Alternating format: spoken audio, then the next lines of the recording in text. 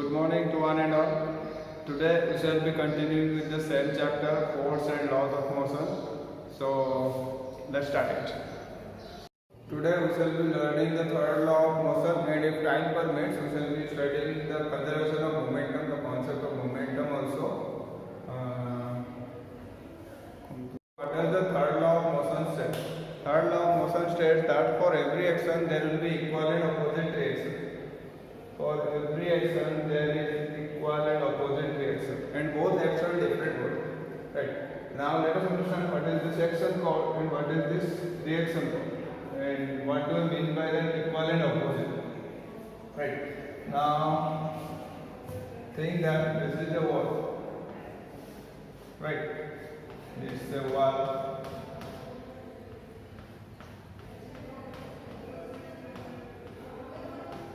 It's a wall, and you are standing here pushing the wall.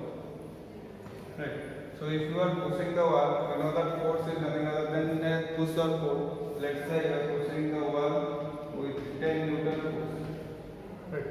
So according to third law of motion, it states that if you push the wall in 10 Newton of force, and the reaction that you will be getting will be same in the opposite direction, that will be 10 Newton. See here, first you put your force, so this will be called as action force. So after this action, what you will be getting, that will be reaction. So the force applied by the wall on you will be called as reaction.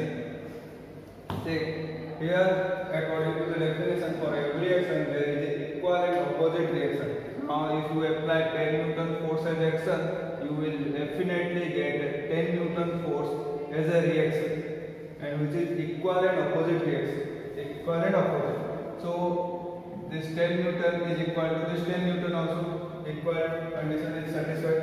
And this opposite means the direction of this action and the direction of the reaction will be in opposite direction. So as the action is in this direction, the reaction has to be in this direction, opposite to that of action. Right. So this is what the third law of motion states. For every action there is an equal and opposite reaction. And something you can add here also, action different bodies. Means if action is acting on one body, reaction will be acting on the other body. Let's say here action is acting on the wall, so and reaction is acting on the man. Right. So as it's a law, it means that it should be applicable to everywhere, and you can also apply it everywhere. So now let us understand some of the let us understand it by taking some examples. Let's say for walking, running, swimming, flying, everywhere we can use this also. For standing, same thing. The third law of motion can be used to explain opposite. Let's say now consider that we are standing here. Right. You are standing here. So how this third law of motion can be applied? See, if you are standing here, it just means that you are putting some force to the ground, which will be called as action, and as a result, the same amount of force you are getting from the ground is the reaction, and it gets balanced. That's why you could stand properly. Now, if I do the same thing in on water, let's say this is water. Now you try to stand here, and you are putting some amount of force and action to the downward direction. So it should be able to put the same amount of force as a reaction. So here you might be thinking that here the action and reaction are not same. No, it's not the case. It's here also action and reaction are same. But it's question for you. How can you explain it? How this third law of motion is not being violated here? Right. So I will further clarify this question once more. See, when we are standing on ground, right? We are applying some amount of force on the ground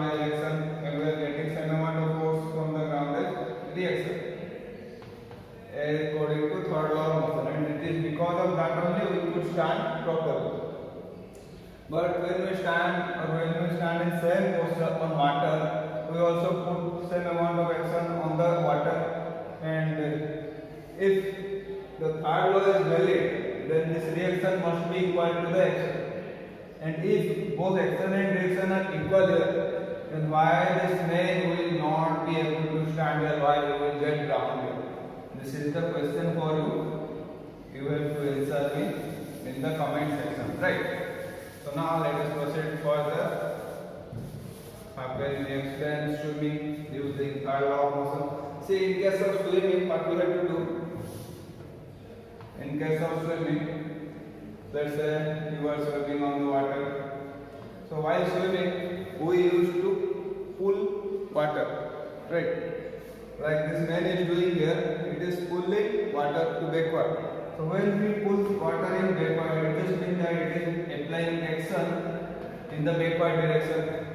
And as a result of that, the water is giving this man the reaction of same force in the opposite direction, that will be in the forward direction. And it's because of that this man could swim. Right. So when I try to pull water in backward, or when I try to pull action in the backward direction, the water will be giving me reaction in the forward direction. As a result of which I could move forward. Right. Similar thing also happen in case while walking also. Let's say this is the ground, I am walking here. So when I am walking, I am putting my action force on the ground, and the same amount of reaction force the ground is giving to me. And it's because of that I could walk. Right. Now the same principle or the same law can be applied for flying also. Let's say this is a bird. This is a bird. It's moving in this direction.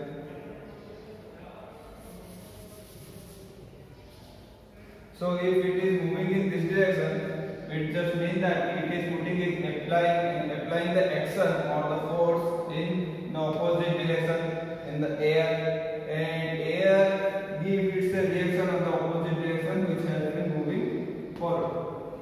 Right. Same thing also can be applied for the case of rocket. What a rocket used to do.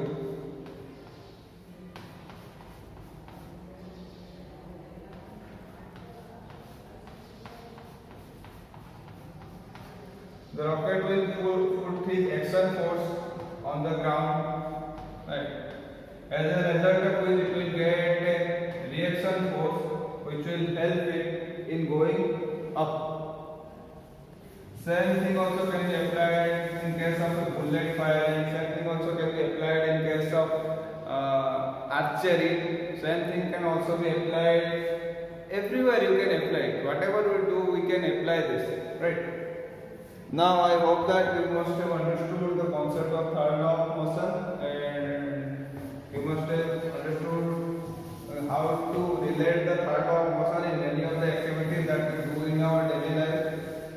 And if you could give me, or if you could say some other examples of third law of motion, some other applications of third law of motion, or some other situation in which we can explain those conditions using third law of motion, I will be happy. And so now let's proceed further. That will be the conservation of momentum. Right. As you already know what is momentum, but still we shall be discussing what is momentum a little, and then we shall be knowing what we mean by conservation of momentum. Right. So while studying the second law of motion, we have already studied what will be momentum curve. It is represented as P, and it's a vector quantity, which means that it has magnitude along with the direction. Right.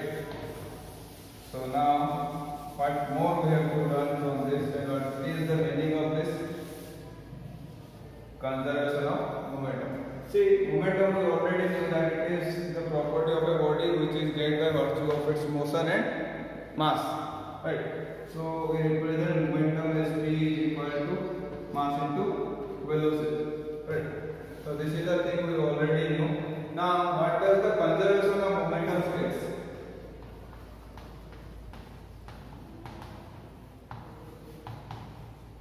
Conservation of momentum states.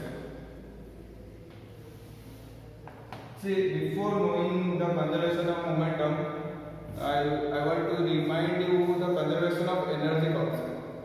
See, in conservation of energy concept, what we knew that, or what we came to know, that energy can neither be created nor be destroyed, it can only change from one form to another form. So how much total amount of energy is there, that much amount of energy will be there, right? And if we are saying that energy is changing from sound energy to electrical energy, or electrical to sound energy, or some other energy to other energy, we might think that the amount of energy is changing. It's not correct. The amount of energy which is there, it remains as it is. It changes from one form to another form. Right, and we have also known it from an examples of putting a substance from an air and making it fall on the ground. We have also analyzed that situation. So now here in conservation of momentum, what it states that the amount of momentum will also be conserved, or amount of momentum won't change.